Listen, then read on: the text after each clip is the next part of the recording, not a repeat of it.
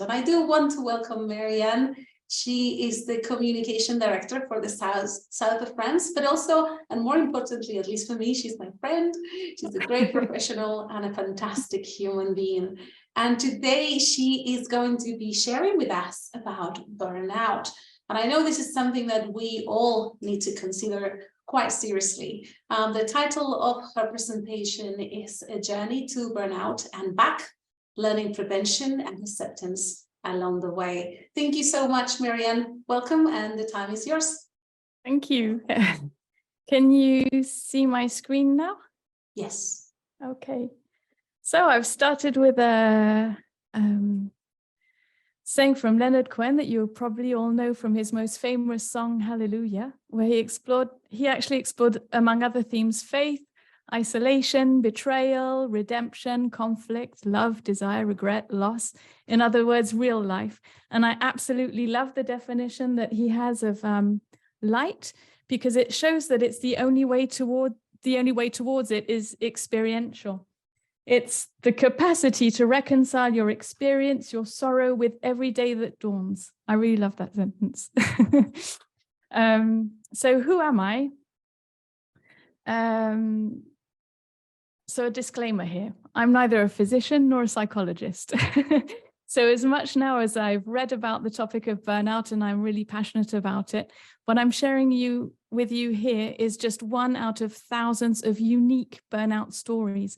And if I've decided to own mine and share it, it's because I think that as church workers, we actually share a cognitive bias with therapists. It's that if in theory we consider that it's socially acceptable for everyone to suffer from burnout, when it hits a pastor or someone fully engaged in accompanying others, it's experienced as a failure or it becomes a taboo. And it's the impression, for instance, for a psychologist of not being good enough at their job because they were there to solve the problems. And it would be an impression for a church worker or for a pastor not to be living out what he preaches or professes. And that then brings a sense of taboo. And however, in both cases, actually, burnout is a sign that they're not only doing good at their job, but they were wholeheartedly giving their all. So the most difficult thing about burnout is first acknowledging that it's here. To recognize it is the very first thing. And still today, it's very often mistaken for a temporary workload. You'll hear people saying, things will get better in a few weeks, or once this next special event and the other next special event will be over, I'll be good. Or on the other hand, burnout can be mistaken for depression, and simply it's not depression. So first thing first, you go to your GP. He's the only person that is qualified to diagnose burnout and prescribe a sick leave. So let's look at a real definition of burnout. This is what Christina Maslach, an American psychologist and world-renowned specialist of burnout and stress at work, and she's also the inventor of the Maslach Burnout Inventory, which you can find online. And at the end, you'll have a giveaway with a few tests, self-tests for burnout. And I've also put a bibliography and some exercises of prevention. So you'll have several of these things that will be available at the end of the presentation. So Christina's definition: burnout is the index of the dislocation between what people are and what they have to do. It represents an erosion in values, dignity, spirit and will, an erosion of the human soul. It is a malady that spreads gradually and continuously over time, putting people into a downward spiral from which it is hard to recover. And then she goes on, burnout is a canary in a coal mine. It's the warning sign of toxic work environment, and what we shouldn't do is question why the canary isn't tougher. But this last thing of questioning why the canary isn't tougher is what sometimes leads to some of the prejudiced ideas and reactions that we can sometimes hear about burnout. And this maintains a toxic culture where there's little space to grow.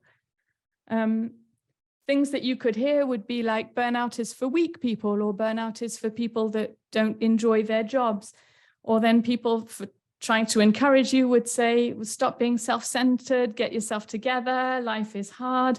Or maybe some people in the surroundings might be like, what will people think? And what happens if this shows up later on in a job interview? This is things which aren't very helpful. Oops.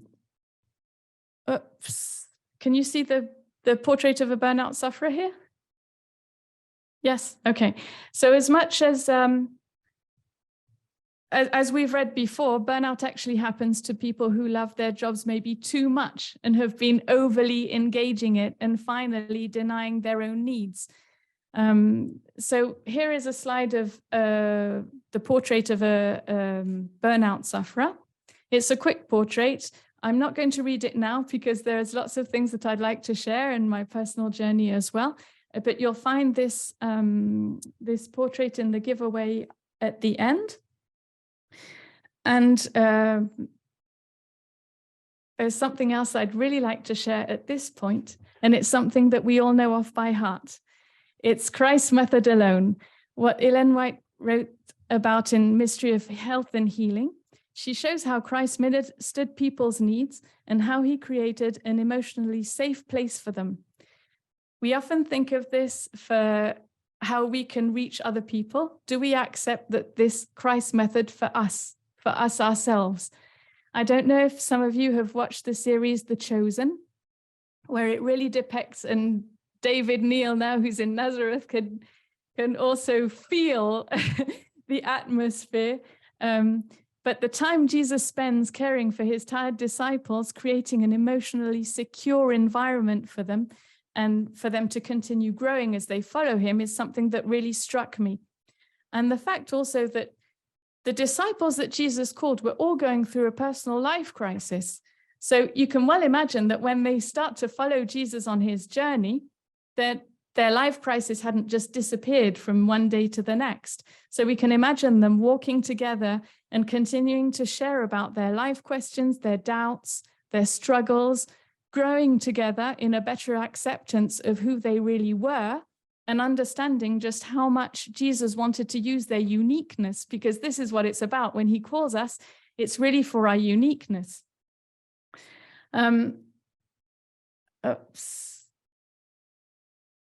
Right, so the first stage I'm going to take you for, you can see on the side, the different stages of my journey. So the first one in burnout is euphoria. It's when the seeds of burnout begin to germinate. And this is a stage where everything seems to be okay. You don't even realize what's going on, and people who are outside don't really realize what's going on. At this stage, we must be aware of what our motivational drives are. Taby Keller identified 5 different motivational drives. Yeah, they're here. They're ways that we've learned to adapt to an environment when we were young. So they're like injunctions that we heard several at different times of our life. And so we've found a way to adapt to that. And then this becomes our main drive. In the stories of burnout that we can read, 3 drives come out very often. There's the be strong drive, the please people drive, and the be perfect one. You can well imagine that in those 3 drives, there's not much space for vulnerability. And on that score, you can find a link in the giveaway at the end. Please go and watch, if you haven't already watched it, Brené Brown's TED Talk on the power of vulnerability. And there's an also very powerful one about shame. Shame is very present in burnout stories.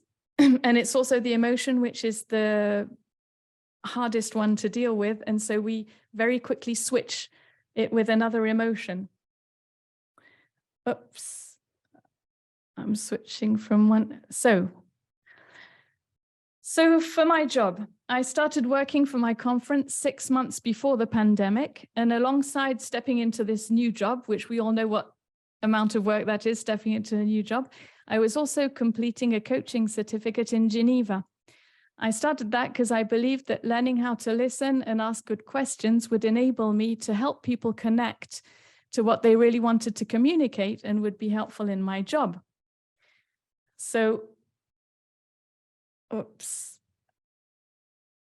I'm having a problem getting from slide to slide here, sorry.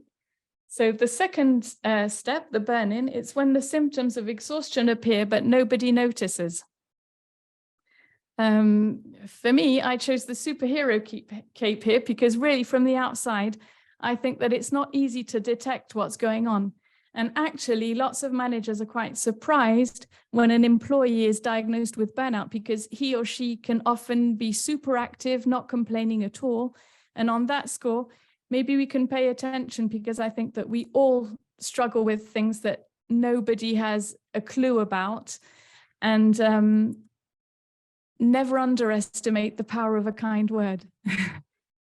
So back to the story, when lockdown arrived, I remember my daughter saying, "Great, COVID is going to give me my parents back." Looking back, I think that there's something that we should have listened to with a bit more attention.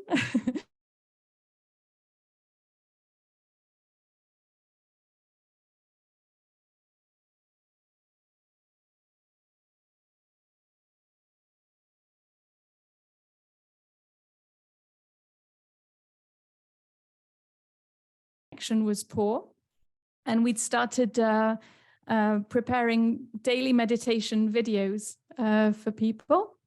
And at one point, I'd even had my alarm set off for 1 a.m. because of the poor connection to export more videos overnight so that we could offer this daily meditation. And I ended up working 230 hours for several months in a row, plus my studies. But I was still happy for lots of stuff because I'd always try and balance things out in my mind. And when I thought it through, I'd always think that something good was coming out of it. And so after lockdown, the workload didn't decrease, and some important events that had been planned in May, June, and October all got postponed to October. And so within 8 days, I was going away 2 days to 300 kilometers away for a managerial event that I really loved, coming back home for 2 days, driving to Geneva for my coaching certificate for 3 days, 450 kilometers each way, sleeping at home overnight, going to the pastor's retreat for a presentation with my colleague from the North Conference. The hit. It's the moment that the body collapses and you really can't miss it. So for me, I had a car accident. I was on my way to Geneva for the certification, but I decided to continue all the same. And I literally broke down in tears after the exam, all this pressure, just like, whew. My supervisor came to me and she said, "Marianne, you're burnt out. You really can't go to that retreat." And I knew she was right, but I felt so dreadful and so full of like, I'm going to let my colleague down. I wasn't even then yet ready to say like, okay, I'm not going. She talked me through this. And then finally I said, okay, I'm going to recuperate some overtime days. It took me 7 hours to drive home, something which normally would have taken me about 4.5 hours. I thought I'd never get there. My husband was waiting for me and I told him, I said, okay, I'm going to take some days off. He hugged me, took me in his arms and he said, "No, Marianne on a day off is going to help people out. So tomorrow you're going to the doctor. It's neither the same message that you're giving to yourself and it's neither the same message that you're giving to the team. And now you're going to give me your computer and your phone." So it was a firm but loving response. And I felt he was like taking my life away. That's just how wrong all this had gone. And when I got back from the doctor the next day, I went to bed and I literally slept for a whole week. So for those of you who are wondering if they should stop,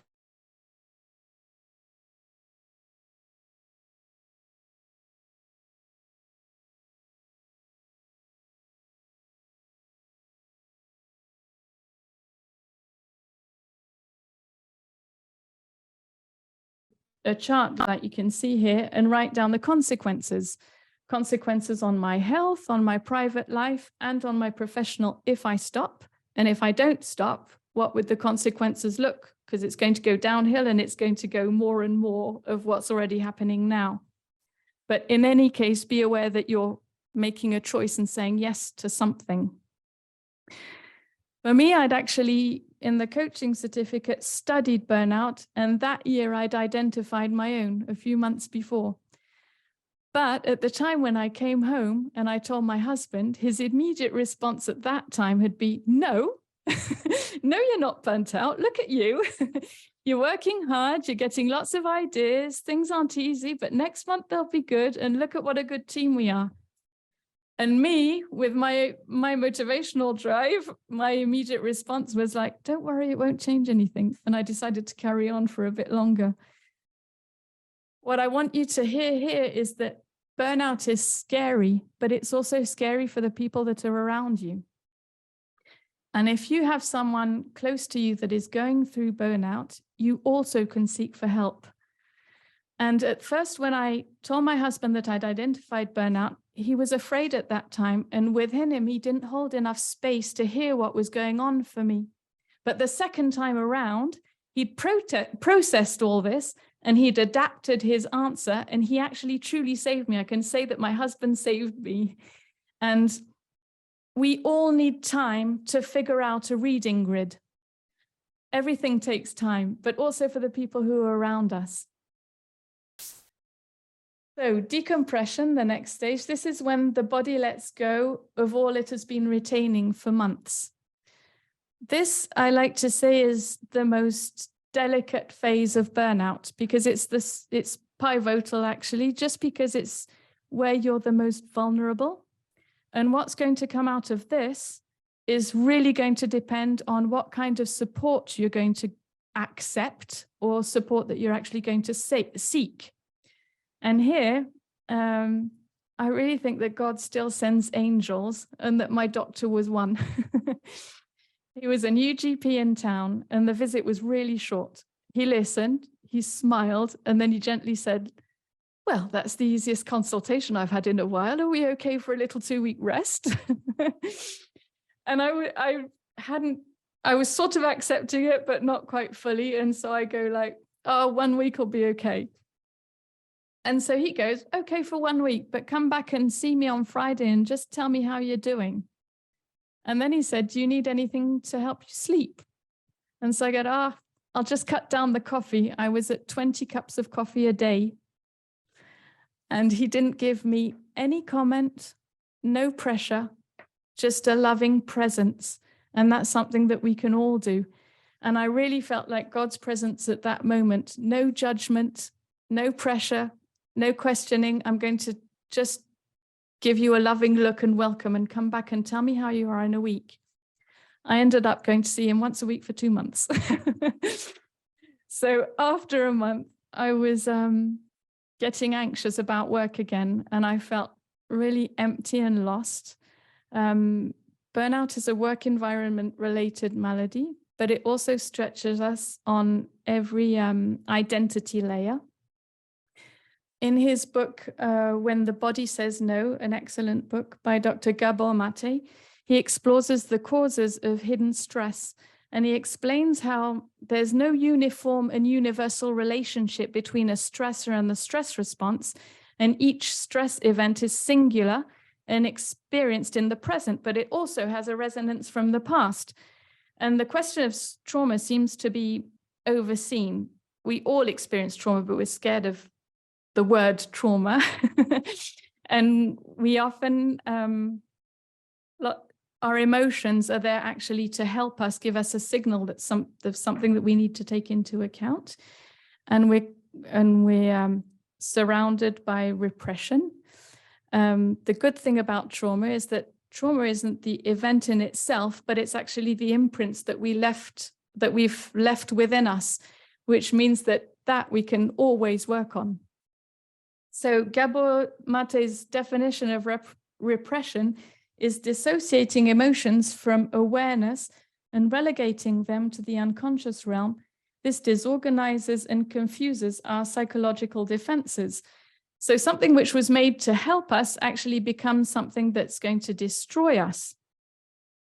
And for us, with our religious culture, it would be a bit like, I'm going to dare say we're Protestants, but we haven't been raised to protest.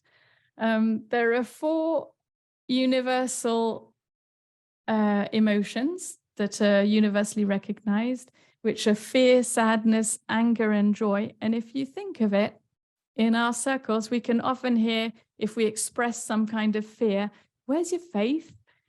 If we express sadness, like, where's your gratitude? And if we express anger, come on, where's your self-control? This leaves us with only one option left, which would be joy. But it's easy to see that we can't be joyful all the time. So that means that if there's only joy that's an option, it's not going to be authentic all the time, except for joy, which isn't authentic, is actually called toxic positivity. And this actually intensifies the stress that we experience. So there's something that we could, I think it would be good to study emotions as well. It could be a whole webinar too. And if we come back to what we were reading in the beginning with Ellen White, she actually taught us how to spark gratitude, rekindle faith, and it's act, don't yak. I think that that's what it means when she says that the strongest argument in favor of the gospel is a loving and lovable Christian. How can we just be in a loving presence for the other one?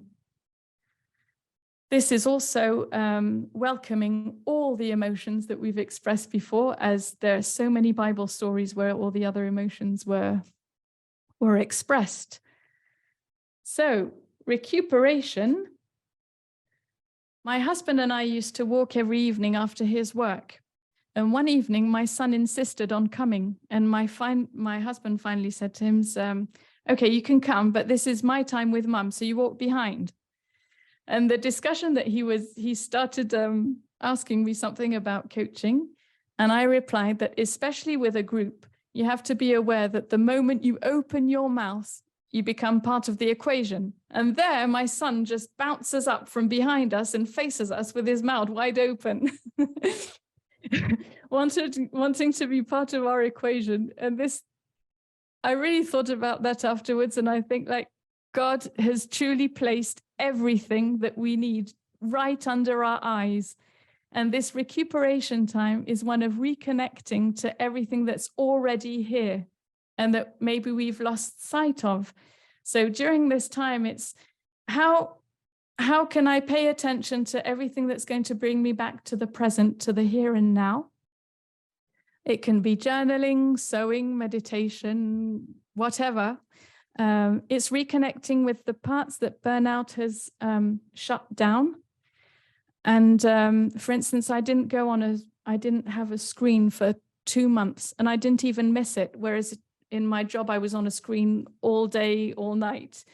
And I didn't see how much I was missing doing activities like sewing or other stuff and being creative in a different way.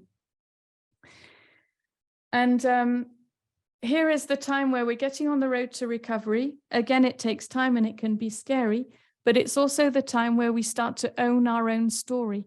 And it's absolutely vital that we understand how we got there. And for this, Brené Brown, there's the link to a book she wrote called Braving the Wilderness. There are 3 outcomes to pain. Either you can live in constant pain and seek relief in numbing it or inflicting it on others. Either you can deny your pain, and this ensures that you'll pass it on to those around you, also at work, and to your children. Or, the third option, it's the courage to own the pain and develop a level of empathy and compassion for yourselves and for others that allows you to spot the hurt in the world in a unique way. I think that sometimes about work, when I was overworking and all the time, I was on me trying to prove something, which I wasn't fully aware of. But by overworking, I wasn't treating my colleagues in a good way either, because if they didn't work, even if I didn't say anything and I didn't say I thought that, and I don't think it, I don't realize that by my actions, I'm showing an example of, if you don't do that much work, maybe you're not working hard enough. Everything that we do has a repercussion on those who are around us. And we're not being kind to ourselves, but our behavior isn't kind either to those that are around us. And for owning your own story, I'd like to invite you to go back and watch one of these TED, EUD webinars with Simret and Tihe about open heart and open minds. I really loved that one. I was really touched by that. What you can see now on your screen is something that Simret said. After a marathon, 42 kilometers, the runner is supposed to rest for 42 days. So with burnout, you can imagine how much rest you're supposed to take when you've exposed your body, your mind, your soul, maybe even for years.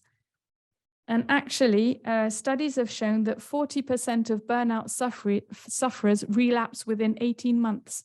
So understanding what happened to you and how it happened to you, visiting the different layers is absolutely vital to make sure that you don't go back there. And this is a time where you need to recreate yourself. And here again, it's difficult. You need to be patient. And sometimes you'll find yourself maybe 6 months after burnout thinking you're healed. And then you look back a year later and you think, oh my, I was only there. But the thing is, the there 6 months or a year before was a good there for what you were prepared for. As Simret said, I can consciously recall going from identity layer to identity layer, challenge depending on where I am in my journey. I think this is really important to also be kind on yourself on how you're growing. And this is an ongoing process that takes time. It just means that before going to the next layer, if you hadn't yet visited the next layer, it's just that you weren't yet ready for it, but it's going to come at the right time, which is rather encouraging. I personally went back to work too early. I was feeling good in my head, but I hadn't let my body recover. And I was missing some self-care. I was sewing to reconnect with my creativity, and I gave away presents. One of the people I gave a little eye pillow that I'd sewn really liked it and said that she'd love to get one for each of her 70 employees, 70. And could I make it? But I'd need to produce an invoice to get the material reimbursed. So sewing 70 little eye pillows was actually therapeutical for me. And I'd also always wanted to create my own little creative business. So I went ahead and did it. And as soon as I got out of the administrative office that created my own little enterprise, I was completely overtaken by guilt, thinking like, oh, what if people think that I'm on sick leave to create my own little business? Okay, I'm good enough to do this. I better go back to work. So I did, but for the wrong reasons. And this is really sad. But anyway, so the last layer of self-love for me, I probably only started to visit again, actually listening to Simret and his fabulous talks that many of us here present were able to hear. And then we have the next phase with reconstruction. It's the time to reconstruct, but also one's personal life and to get back on track. So we've seen that we need to trust the process, know our squad, the people that we've got in our circle, our helpers, our family, our friends. And we've started recuperating a bit of energy. And so we're ready for the spiritual layer. When I say spiritual layer, I mean spiritual in the sense of what's the purpose of my life? What's my mission? Am I in the right place? Maybe burnout has shown me that I'm not doing the job that I should be doing. Maybe this is not where I'm connecting to joy. Maybe I'm serving someone else's purpose and not my own. This is time where you're going to figure that out. And there are some interesting questions that you can also ask yourself. First, connecting to what brings me joy. And then if my days were counted, what would matter most? Have I got enough of that at the moment in my life? And if I were to die, how would I like to be remembered? Do I want to be remembered as a tired mum not spending any time with her kids, or a colleague that is always too busy to sit down and take you into account? That's questions that can be life-changing as well. Najwa Zebian wrote a beautiful book called Welcome Home, where she goes through all the stages of building a home within. And this, I think that many people that are prone to burnout can be struggling with this, which is trying to build our home within other people instead of within ourselves, because we haven't yet within ourselves created enough emotional safety, and we haven't connected to our own purpose. And so she suggests that we look at where we are now and change the question of why can't I have that to why don't I have that? So it's not something that we haven't yet got, but it's something which is in our hands, that we're going to construct our own road to go and get it. So we sort of take a hammer, we make the wall which has been constructed fall down and use those bricks to make a new path for a pathway to where we want to be. She says that our home is within. We are the architect, we are the builder, and we are the occupant. I think that is really important to realize, how much we are the occupants of our own home. So it's good to lead in that home and make it a cozy space, something which serves our purpose. For the new life, our new life is the one that we want to lead. At this stage, a true leader is first and foremost a leader of himself. You can't lead a team if you can't lead yourself. So we need congruence here, asking, what am I passionate about? The thing is, once we've realized what we're passionate about, we want it so bad that we actually attract it without much effort. It's the fact that we don't need more time to get to it, but we just need more of what really matters. And so now we know that we should be choosing the right food for our spirit, for our bodies, exercise, sleep, listening to our bodies, going to sleep, going to bed at night. And especially my favorite one, gratitude. The power of gratitude in being healthy is something quite incredible. And it might also be a time where you reset some boundaries, even with people that are around you, making sure that you're surrounded by enough people that energize you and not too many of those that are just dragging all the energy out of you. Something healthy makes everybody grow. And I'm keeping the last slide for the end because it seems so obvious to us. And yet the Sabbath is a day where church workers have a hard time living. Rabbi Warren Goldstein got a new book out in March, I think. The reference is at the end, and he explores the essence of what Sabbath is, and I absolutely love this. The secret to uncovering the essence of Shabbat begins with how we define work, productivity, and creativity. But there is another kind that produces accomplishments that are not material, tangible, or quantifiable, that cannot be weighed or measured or priced, products that cannot be seen or touched. This is the work of becoming a better person, a person of values and meaning, of character and wisdom, with rich and enduring relationships, dedicated to a life of doing good. Shabbat reminds us that our purpose goes beyond mere physical survival, that we have a higher calling to become great people. Of course, both physical and spiritual creation are essential. This is the rhythm God has given our lives, 6 days for creating the world, and then 1 day for bringing it all home, creating ourselves. It's a fabulous book. Go and get it. Meravigliosa. Thoughts on prevention. To conclude, I'd like to thank my squad. I know that some of them are in this Zoom right now. They're the people that encourage me. I know that burnout is a journey towards self-acceptance and that it has to be done in the wilderness, but yet healing is never done alone. Really, I believe that. We don't heal alone. I think that's why we're on earth all together. We could spend a whole webinar on the simple question of encouragement and empowerment, how we can help people recognize their own strengths, to be proud of them as they're useful resources for themselves and to others. And if someone like Joshua in the Bible needed God to actually say, courage, courage, as he felt unfit for his calling, maybe we too can help each other grow. And a person here, I'm not going to name him, but he'll recognize himself, listened to me several times with my doubts and questions. And when I went too far, he was there to give me a kick in the pants so that I would take action.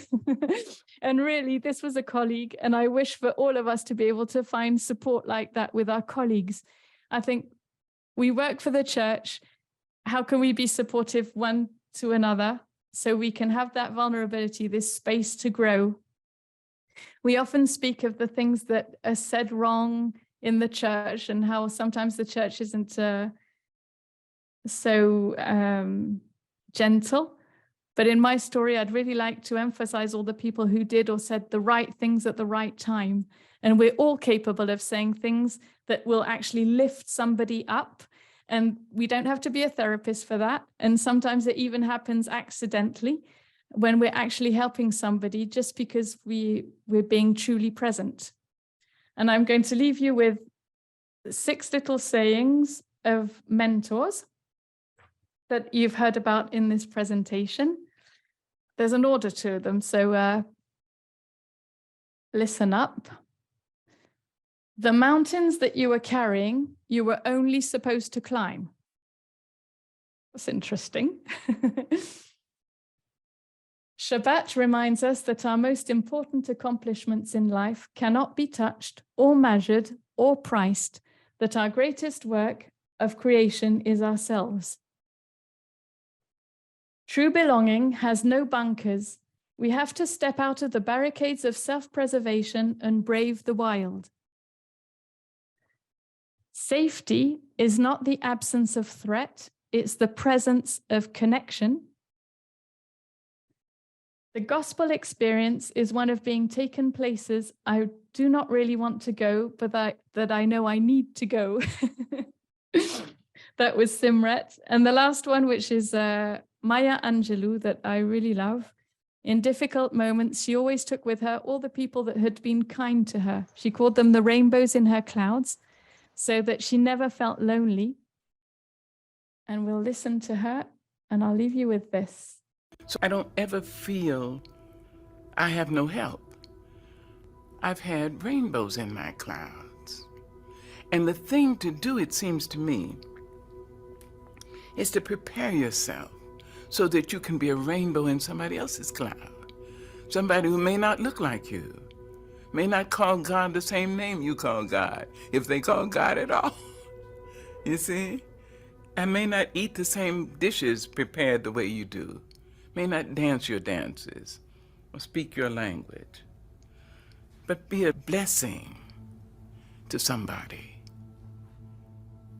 That's what I think.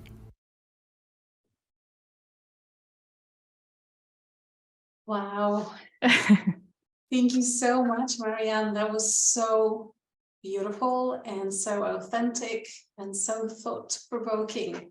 Wow, thank you so much. Thank you so much. Thank you. There's so many questions I want to ask, but before I do, I want to offer the opportunity to others. Please take a minute if you have a question, if there is something that you would like us to address in this final minutes, please do write it in the chat, and then we will share your questions. What I'm going to do now is put this document in the chat. Oh, it's not letting me. I think, Rodrigo, you need to change so I am allowed to put a file in there. In the meantime, while Rodrigo does that, I would like to start by saying how lovely it was to hear that people with burnout are like the canaries in the coal mines, and that they speak out of a culture in a particular working environment.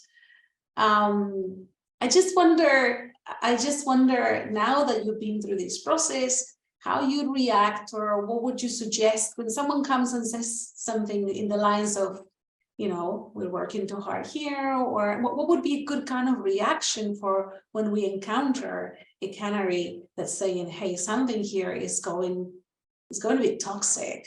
And if we don't do something about it, things could get pretty ugly pretty soon. From my personal experience, I realized that I didn't always dare say. There's the things that we do more and more of. And then so the work environment will think that that's okay. And as I said, people won't notice that you're too tired because you're just getting along doing it. And I think that sometimes you need to pluck up courage to say, I'm not managing here. Can I have help? And I think that naturally we're kind people and that somebody who asks for help, the natural response to that will be, how can I help you? It's not going to be, I couldn't care less, just do that. Yeah. But how often do we pluck up the courage to actually say, I'm having a hard time here. Can you help me? Yeah. Yeah.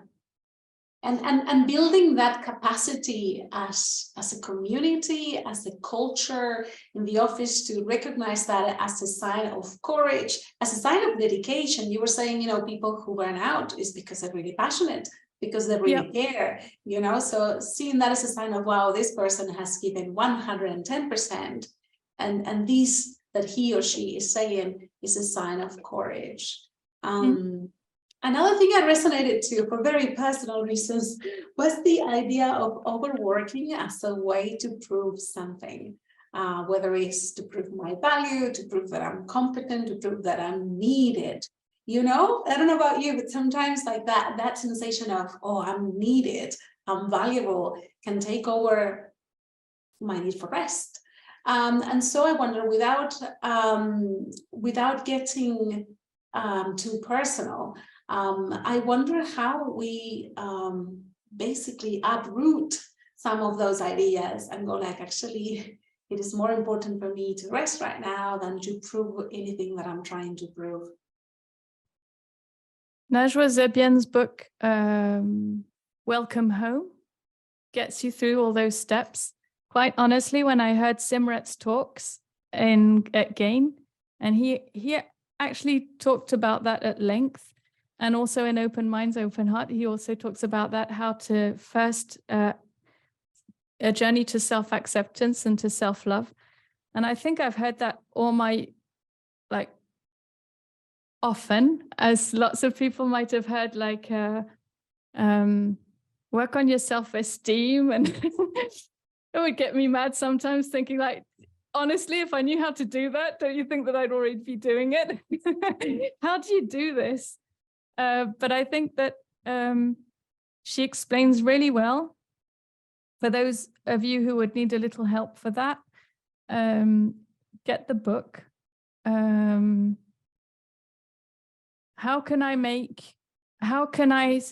Actually, Claude Richely's book, A Matter of Honor, it's also in the bibliography. It's an Adventist too. That just made me so happy to see that this question was actually addressed by an Adventist, my church. He talks about in Bible times the culture based on shame and honor. And I think that we have that in our culture still present today. And that it like sort of gives a conflict, like work on your self-esteem, but on the other hand, the culture also makes you feel shameful sometimes. And so how do we work on this? But I think that God can help us, but that also, when you're feeling down, can be really hard to hear, because it's just like the thing, you're not praying enough. But sometimes you're so tired that you can't pray, or you think like, I'm getting nowhere with this. And here I'd like to emphasize how important it is to, well, have our friends, colleagues, have our squad, all the people which are praying for us. And I think that at some point when you ask for help, it can also be spiritual help like that. At this time, I don't know how to address God, but I really need to know that some people are addressing him for me.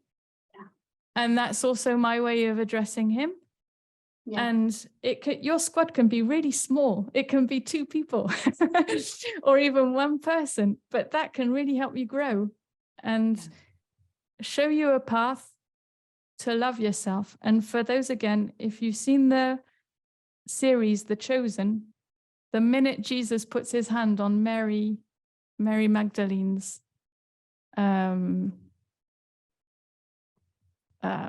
elbow, and she turns around and she sees his face, it's a moment like that where you just see the shame that he's taken on for you in your place, and the way he's actually seeing us as he'd like us to see us. And again, go for it. Go. I was just going to say, I love the idea of having in your group of people, your support group, people who are maybe just praying for you. Maybe people you approach and you say, right now, I cannot even pray. I don't know what to say. I don't have the energy or not even the faith. Yeah. And have people there who go like, yep, that's okay. No judgment. I'm going to pray for you. Qui sont sans jugement. Raise you up with my prayers. I'm going to lend you my faith. You know, like you would lend money to someone who's poor, rather than going like, oh, you're poor, that's terrible. You go like, yep, here is the money that you need. I'm going to lend you my faith for the time you need it. So you can rest, you know, reassured in the faith that I have that God is going to come through for you. That's beautiful. And I think it's because we are so individualistic that we don't realize that faith was always meant to be that. It was always meant to be, okay, take what is mine, I take what is yours, and together we work through this. That's beautiful. Thank you. There is a comment from Karen. Karen says, thank you so much for your honesty and vulnerability. It had a profound impact on me during the webinar. I wanted to ask, agreed, 100% agreed. I wanted to ask regarding the reasons, you know, people pleasing and all that. How did you come to realize what were yours, and what do you have any tips on how to get there to understand my own? So, you know, that slide on your PowerPoint, be strong, please people, be perfect, hurry up, try hard. How do you know which one is yours? I've put the chart, the giveaway that you gave, it's 6 pages. And 2 pages. I'm trying. I will email it later. If I don't manage to add it here, I will email it later. So you will have it. For whatever reason, is not letting me to attach it now. Okay. There's an exercise to exactly find what your driver is. It takes you through all the steps. You answer the questions, and you'll find yours. So, okay, but that's really important. There's a practical way. So what I will read, for example, some of the phrases, perhaps from childhood, that resonated. For example, for be strong will be, hey, stop crying, you know, or for people pleasing, be nice, I'm tired. So the other adult, which of course is dealing with their own stuff, you know. For be perfect is you could have done it better. You know, why are you bringing home, you know, not a perfect, I don't know, exam paper or whatever. Hurry up. Haven't you finished yet? And for try hard is, don't you have anything more to do? So that's interesting. And it's a good idea to identify this. And once we know, we work on them with the help of our group, support group.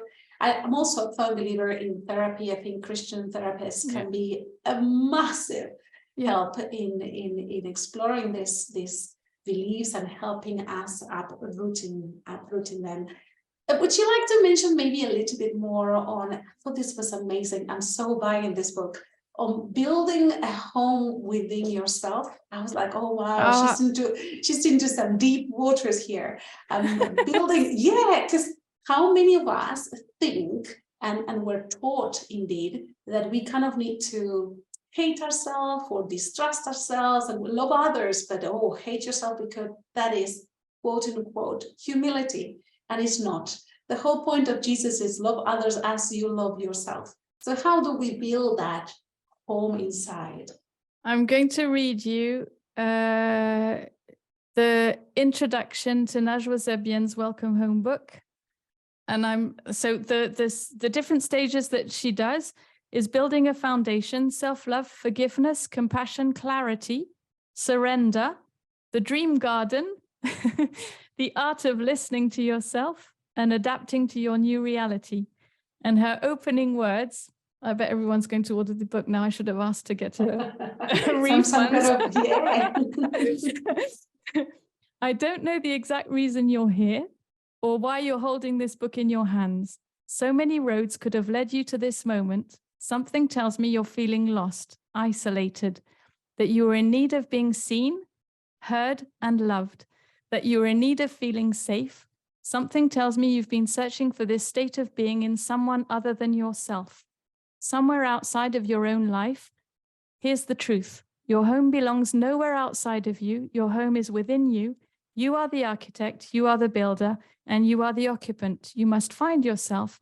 You must see yourself, hear yourself, love yourself.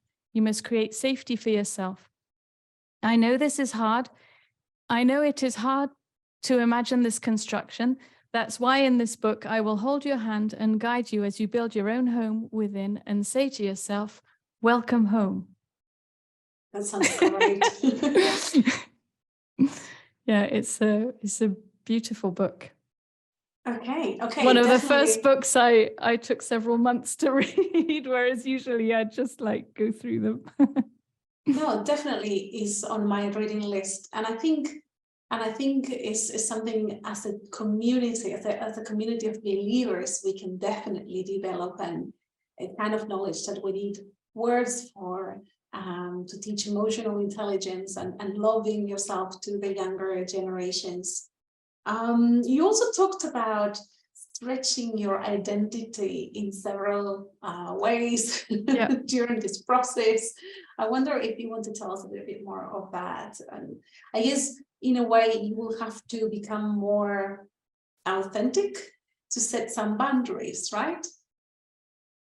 Yes, but when I say layers, like as years go on and we have our beliefs, set of values and all that, we build our life and we have experiences, then we adapt to our responses. And bit by bit, like a child is going to react so spontaneously to everything. And then when we get hurt, we're going to find a reaction to adapt to a new situation, then get a new set of beliefs, and so on and so on. And the layers just go and pile up, and we construct our identity. Also with our environment, with our religious culture, with everything.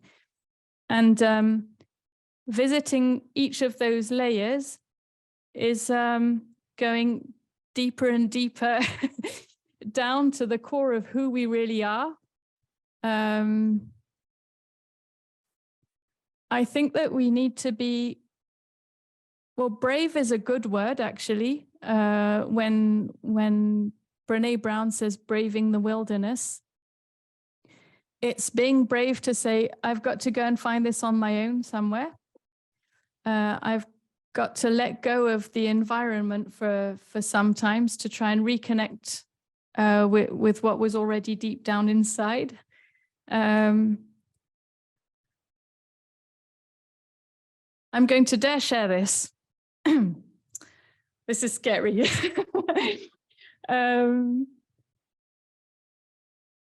Growing up in an Adventist culture and family, a happy one, that's not the thing. Is that you go to church, you get your own idea. It's not maybe not something that people have told you that's the way you should believe or think, but that's what your impression is of, this is how I'm supposed to think and this is how I'm supposed to relate to Jesus and everything. And when I was starting to feel exhausted, really exhausted, church wasn't a safe place for me anymore. And having people give me these sentences like, where's your faith, where's your gratitude and all that, that was so destructive. I'm talking about this toxic positivity that is kind of an injunction. So at one point I broke away from that and I went to do you say laïque? a lay meditation session, and I went to it because I was thinking, I don't want religion to mess around with my brains at this point.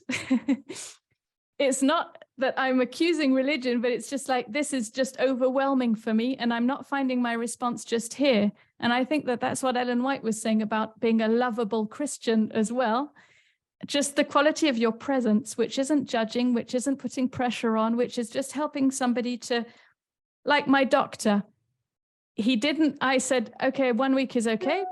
1 week's okay, fine. Come back and tell me how you're doing on Friday. But he didn't say, no, that's not enough. And I think that he actually knew that I was going to come back and ask for another week. But he wanted me to find that path. He didn't want to tell me that's the path. Yeah.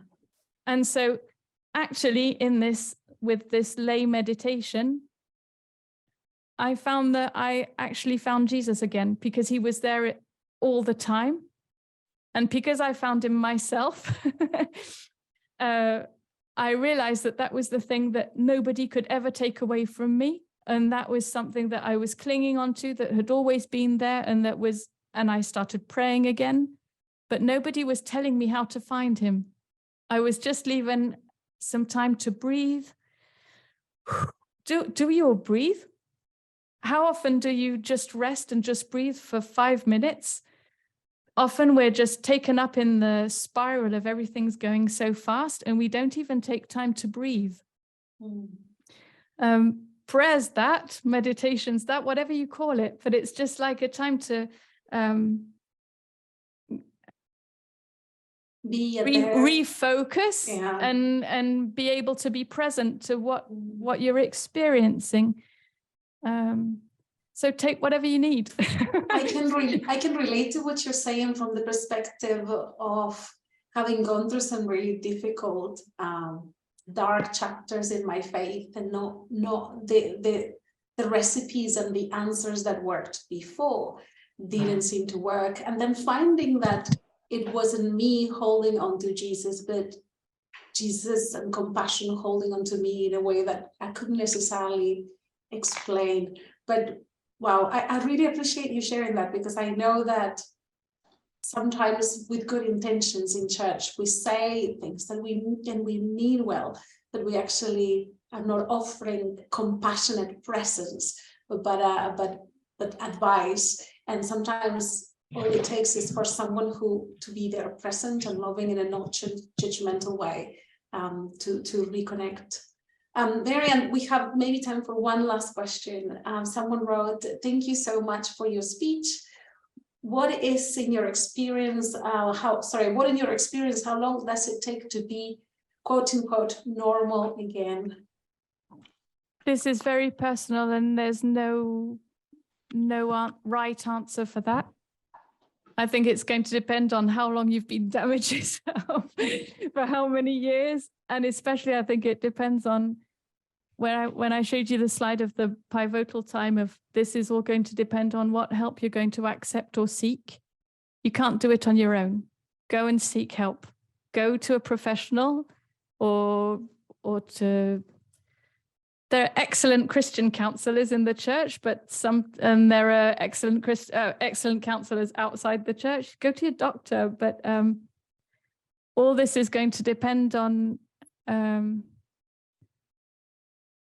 what help you get and how ready you are to be open to visit each identity layers. Yeah. And that takes time. And it takes as long as it takes, and there's not one size fits all. And that's but also I want to say that when I went back to work way too early, just 2 months after my breakdown, I thought I had recovered. And I had recovered some of it. And not all of it. I mean, gain was last year. And my burnout was 2020. Yeah. So there's no right answer. It all depends on what kind of help you're going to seek and the level of acceptance you have to get better. Yeah. Look around you, because God has given you everything you need. Just it's just there. You just have to open your eyes. Yeah. Thank you so much. I think David just wrote a message here in the chat, which I think is so wonderful. I would love to close with this. David wrote, "Thank you, Marianne, blessed big time by what you share." And then he put a quote from the Bible. The Message version says, "Are you tired, worn out, burned out on religion? Come to me, get away with me, and you will recover your life. I will show you how to take a real rest." And he says, I am sure Peterson's version of that text speaks to you as it does to many of us. Thank you so much, David. And thank you again, Marianne. It's been an absolute pleasure talking to you today. This session has been recorded and it will be available on our YouTube channel. I'm very sorry I wasn't unable to attach that summary, that the giveaway, but I will send it via email. Thank you for tuning in today, and we'll see you next month. God bless you, and thank you for joining us today.